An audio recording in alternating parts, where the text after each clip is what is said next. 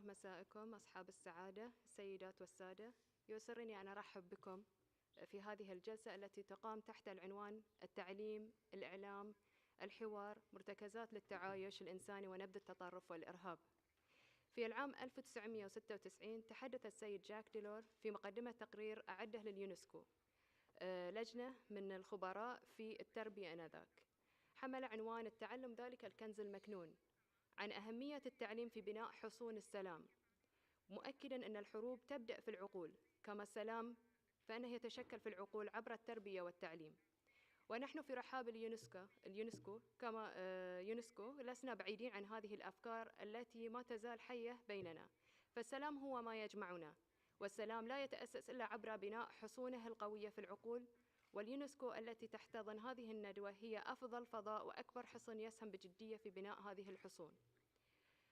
في هذه الجلسة التي أتشرف بإدارتها تنظمها المندوبية المملكة العربية السعودية الشقيقة، تأتي ضمن جهودها الرامية إلى نشر ثقافة الحوار والتعريف بجهودها في محاربة التطرف والغلو وبناء أفضل الشراكات الإنسانية لمواجهة الإرهاب. نأمل أن تشكل هذه الندوة إضافة نوعية ضمن هذا الجهد. نتشرف في هذه الجلسة أن يكون لدينا نخبة متميزة من المتحدثين الذين لديهم إسهامات كثيرة ومتعددة، وهم فريدريك تريفل، عبد الله الرفاعي، وستيفن لاكروا، وهو تأخر شوي عنده ظروف فإن شاء الله يلحق بنا. وقبل أن أحيل الكلمة إلى المتحدثين، أود التأكيد أننا في مواجهة الغلو والتطرف يتوجب علينا التعرف على مسبباته وآثاره على الوحدة الوطنية للدول، وعلى الأمن والسلام الدوليين، وعلى العلاقات بين بني البشر، وسبل توحيد الجهود بين جميع المؤسسات المجتمع وبين الدول والمؤسسات التربوية والثقافية والإعلامية والسياسية، للوقوف في وجه ظاهرة التطرف وما تمثله من مخاطر على المجتمعات الإنسانية والعلاقات الدولية، والحيلولة دون أن تمتد آثارها السيئة على وحدة الأوطان والمجتمعات. الآن نبدأ جلستنا بمشاركة السيد فريدريك، وهو أستاذ مشارك في العلوم السياسية والعلوم الإعلامية، باحث في مركز الوطني للبحوث العلمية CNRS، بمشاركة تحت عنوان الإعلام الجديد ومسؤولية التفاهم الإنساني. تفضل سيد فريدريك. Madame l'ambassadrice, Monsieur l'ambassadeur, Monsieur le directeur, Messieurs les professeurs, Messieurs les représentants et représentantes de l'UNESCO, tout d'abord, excusez-moi, voilà, c'est bon. Donc, je répète, Madame l'ambassadrice, Monsieur l'ambassadeur, Messieurs le recteur, Messieurs les professeurs, Mesdames et Messieurs les représentants de l'UNESCO, chers collègues, chers amis, d'abord j'ai été extrêmement touché, heureux et honoré de votre invitation à participer à ce colloque qui touche un thème particulièrement exhaustif et particulièrement pertinent, l'éducation, les médias, le dialogue, les fondements de la coexistence humaine. L'éducation concerne les enfants, les médias concernent les jeunes, le dialogue concerne les adultes, tous les âges de la vie sont ainsi concernés et l'ensemble de ces institutions contribuent pour leur part à fonder notre existence et notre vivre ensemble. Vous m'avez aimablement proposé de traiter du thème « Les nouveaux médias et la responsabilité du vivre ensemble ». Nous vivons effectivement dans une société de communication. L'ONU dirait la société mondiale de la communication. Nous sommes entourés de caméras, de fils de cuivre, de satellites, d'écrans, d'ordinateurs, de smartphones, etc. Nous ne pouvons pas vivre ailleurs de la société de l'information et de la communication. Je vais éviter de répéter ce qui a été dit ce matin brillamment par à la fois les intervenants et les différents participants à cette table ronde. Un tour a été fait. Simplement, vous me permettrez d'apporter un point de vue un peu plus occidental concernant les phénomènes de communication et d'orientation. Lorsque l'on parle de communication en Europe, on dit qu'il n'y a pas de société, pour finir, sans communication. Toute société est fondée sur la communication. Fondamentalement, qu'est-ce que c'est que la communication? La communication, c'est l'échange, c'est le partage, c'est le passage de l'individu à la communauté, c'est le passage de l'individu au collectif. Or, il existe un deuxième sens de la communication le sens le plus que nous connaissons actuellement. Il n'y a pas de communication aujourd'hui sans technique de communication. Le sens que nous avons aujourd'hui de la communication renvoie aux techniques de communication, renvoie aux portables, renvoie aux ordinateurs, renvoie à nos écrans de télévision. C'est ce double sens de la communication qui, me paraît-il, peut être pertinent à explorer afin de nous efforcer de répondre aux enjeux contemporains qui sont les nôtres. La communication telle qu'on l'entend traditionnellement, c'est la communication sur la place publique, c'est la délibération, c'est la discussion, c'est l'argumentation. La communication telle qu'on l'entend aujourd'hui, c'est essentiellement la diffusion par des moyens techniques. Nous avons beaucoup parlé de paix et de tolérance ce matin. Ce sur quoi je souhaite insister, c'est le fait que l'idéologie de la communication sur laquelle nous vivons aujourd'hui renvoie effectivement à ces valeurs de paix et de tolérance. L'intervenant de ce matin a notamment insisté sur la période post-Seconde Guerre mondiale. Il faut savoir que l'idéologie de la communication est née après la Seconde Guerre mondiale, après le cataclysme qui a profondément ensanglanté le monde entier, afin de promouvoir une idéologie de paix, de tolérance et de dialogue. L'inventeur de l'idéologie de la communication, c'est M. Wiener. M. Wiener était un mathématicien. Quel est le propos de M. Wiener? M. Wiener, son propos est de dire que tout se résume en termes d'information et de communication. L'individu n'est rien à lui seul, l'animal n'est rien à lui seul, la plante n'est rien à elle seule, les pierres ne sont rien à elles seules. Tout est phénomène d'échange, de communication, d'adaptation à son environnement. L'individu n'est qu'un stade intermédiaire à travers son environnement, à travers l'environnement. Autrement dit, M. Wiener, qui était un mathématicien, s'est efforcé de montrer qu'il existait une analogie entre les relations que les êtres humains, les animaux, les végétaux, les minéraux entretenaient avec l'environnement. Tout est affaire de relations. Qu'est-ce que c'est que la communication? C'est de dire que l'individu n'existe pas à lui seul, il n'existe qu'à travers ses relations avec les autres. Et ça, c'est l'idéologie fondamentalement pacifique, l'idéologie fondamentalement tolérante sur laquelle nous vivons.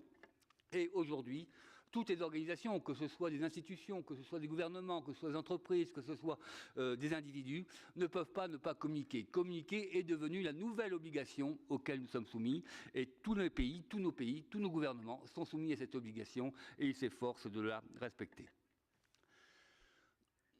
Tout est relation, tout est communication, tout est information. Première proposition de Wiener, en fait, c'est à la fois une proposition scientifique et c'est une proposition sociale, une proposition culturelle. On ne peut rien comprendre du monde dans lequel nous vivons si nous n'interprétons pas tous les phénomènes en termes de communication. Deuxième proposition, qu'est-ce que c'est que la communication? Ce sont essentiellement des machines à informer et à communiquer. Les machines sont appelées à diriger le monde. Wiener est l'inventeur de la cybernétique, la science du gouvernail. La responsabilité du cours des choses, la responsabilité de l'histoire, la responsabilité de notre vie quotidienne doit être confiée à des machines. Les machines sont autant, si ce n'est plus intelligentes que les hommes et que les femmes. Wiener est connu pour avoir introduit le concept de rétroaction. Qu'est-ce que c'est que l'intelligence? C'est la capacité de rétroagir, c'est la capacité d'adapter son comportement en fonction des conséquences de son action. C'est ça l'intelligence, et Wiener a montré que cette capacité, cette qualité était à la fois analogue dans la machine et dans l'homme. Alors c'est la raison pour laquelle Wiener souhaitait transférer la responsabilité du monde à des machines, à des ordinateurs, ces machines et ces ordinateurs étant censés assurer la paix, la cohabitation, la coexistence pacifique entre les uns et les autres. Donc effectivement, lorsque vous parlez de coexistence pacifique face au terrorisme et face à l'extrémisme, il faut savoir que l'idéologie de la communication est née justement pour éviter le terrorisme, pour éviter l'extrémisme, pour éviter la barbarie, pour éviter le mal.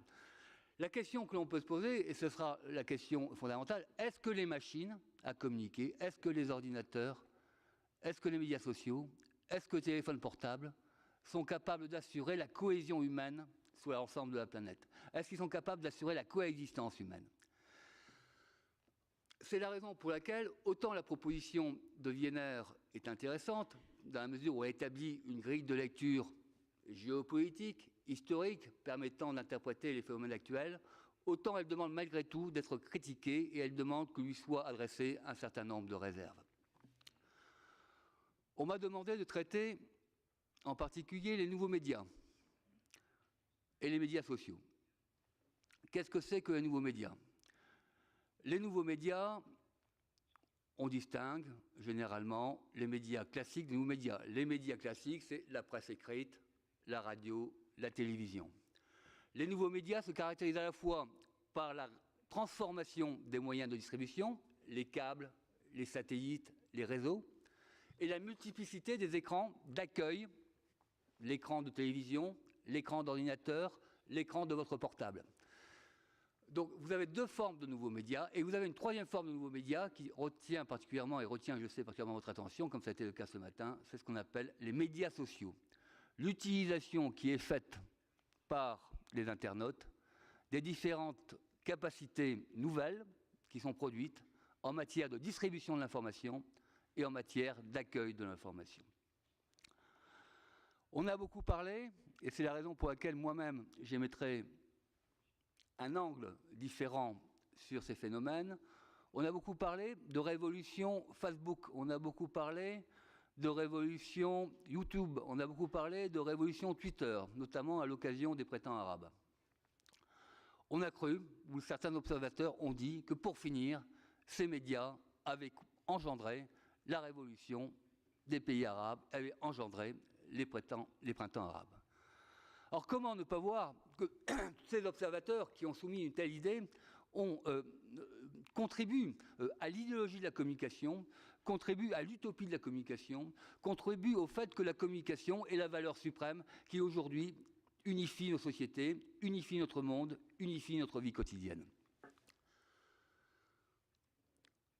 Avec le recul, aujourd'hui, beaucoup d'observateurs reviennent sur ce fait, sur ce nom de révolution 2.0, de révolution Twitter, de révolution Facebook, de révolution YouTube. Quelle est leur analyse? Leur analyse est de dire que pour finir, le fait d'interpréter tout en fonction des moyens de communication est une interprétation très occidentale, très occidentaliste, très occidentalisée. C'est parce que les pays étrangers n'avaient accès à l'information dans ces pays qu'à travers ces réseaux sociaux qu'ils ont appelé ces révolutions de Facebook, de Twitter et de médias sociaux. Premier élément. Deuxième élément, les observateurs ont montré que pour finir, les médias sociaux étaient caractérisés par la difficulté de mettre en forme le discours qui s'y tenait. Ce n'est pas un discours articulé, ce n'est pas un discours argumenté, c'est un discours instinctif, pulsionnel, réactif. Comme il a été dit également ce matin, c'est un discours d'hostilité ou de haine, mais qui sont incapables de faire et qui sont incapables de formuler une proposition. Les médias ne sont rien coupés, séparés des individus qui les font. Les médias ne sont rien coupés, séparés des groupes sociaux, des groupes d'appartenance auxquels ils appartiennent. Deuxième élément. Et enfin, troisième élément, les observateurs ont enfin montré et défini que les liens qui étaient établis à travers les nouvelles technologies d'information et de communication se caractérisaient à la fois par leur faiblesse et leur volatilité. Les individus réagissent moins en fonction des liens qu'ils tissent sur la toile qu'en fonction de leur groupe d'appartenance. On a montré que les personnes activistes, les cyberactivistes, j'ai vu qu'une réunion se tenait actuellement à UNESCO sur le cyberespace, la cybernétique, la science du gouvernail, on a vu que les cyberactivistes étaient extrêmement bien identifiés. Ce sont des gens de 30-40 ans qui sont nés avec Internet, qui sont nés dans les années 80-90, ce sont des gens qui appartiennent à un milieu urbain, ce sont des gens qui appartiennent à l'élite de la population, ce sont des gens qui ont voyagé. Donc tout ça pour dire qu'il faut se méfier du caractère surpuissant, du caractère tout-puissant des médias, et il convient de relativiser le caractère radical des moyens de communication. Je dis ça parce que chacun joue un peu à contrepoint. Au Moyen-Orient, on considère que les médias sont tout puissants. Nous, en Occident, on considère qu'ils sont moins puissants qu'on ne le pense. Donc, chacun s'efforce d'établir une certaine forme de dialogue afin de comprendre les effets de ces médias. Donc, dernière chose élément, c'est peut-être là ce à quoi je voulais en venir. Il convient de distinguer la communication technicienne et la communication sociale.